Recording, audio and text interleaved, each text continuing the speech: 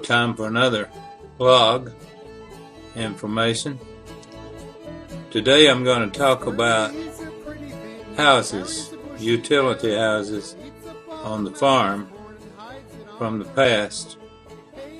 Now, there were cotton houses out in the field where people would store their cotton after they picked it before they took it to the gin. Those that could afford nice barns had cribs in there where they could store their cotton, or maybe in the loft of the barn, and they'd get a couple of bales or 2 or 3 bales and load them up and pack them down. I can remember stomping that cotton and packing it down, and then take off to the gin with it. But all these houses, these were in addition to the outhouse, which we had up until I was 17 years old. We had an outhouse. But today I want to talk a little bit about the Luke house. It would fit the definition of a tenant house. These were small houses that were on farms where the people that owned the house would furnish the person a place to live, albeit not a mansion, far from a mansion, but it was still a place they could live.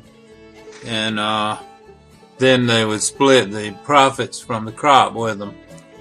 So they were sharecropper houses. Now, the Luke house was a little house on our place, and my kids remember when it was torn down, the very last of it. But several people lived in it before Luke did. Luke and his mother lived there. He lived with his mother up until she died, and then he had a problem with his mind. That someone said he got a hold of something that he shouldn't have in the way of dope, but I don't know just what happened to him, but he was sharp up until that time. But anyway, the Luke house, the first I remember, Black, Aubrey and Joel Black, they were living there when I was born and when I was very little. And I remember Joel Blackman getting bit by a rattlesnake one time, and they came and got Daddy to take her to the doctor. She lived, but she was awful sick. She was out in the garden gathering something to fix for lunch, for dinner. And it was Sunday morning, and she reached and got a hold of a rattlesnake. There's been quite a few people been bit in the garden by rattlesnakes, that's for sure. Anyway, I remember them, and they had a son my age who was named Ellsburn. I've lost track of him. I don't even know where he is anymore, if he's living. But I'd like to find out if he is still around, or the information on him. Well, after the Blackmans, Aubrey Blackman and Joel, moved away from there, the Whitlocks moved in, and they were there several years. And when they first moved there, they had 3 girls, Betty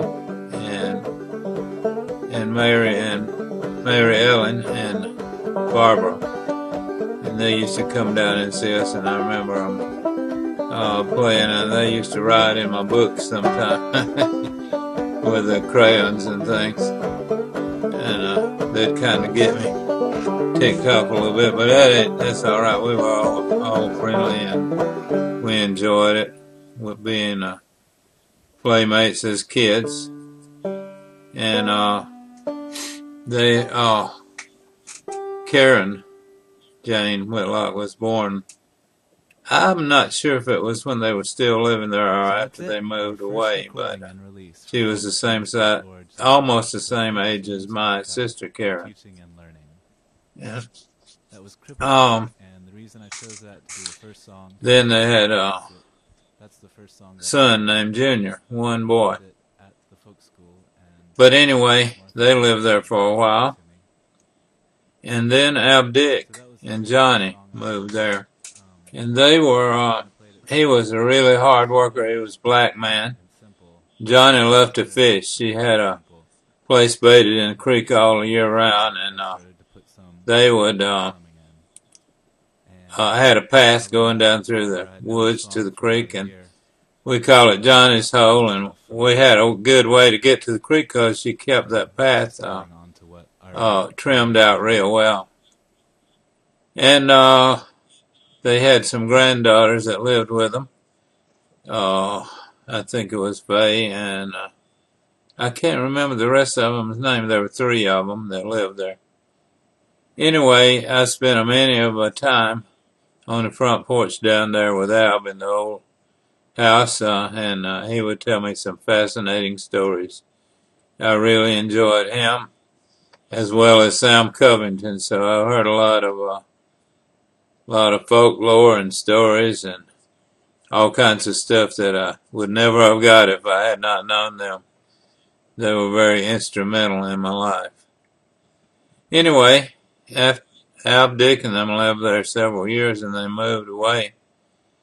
And after that, I believe that Luke and his mother moved in there, and they were the last ones that lived there.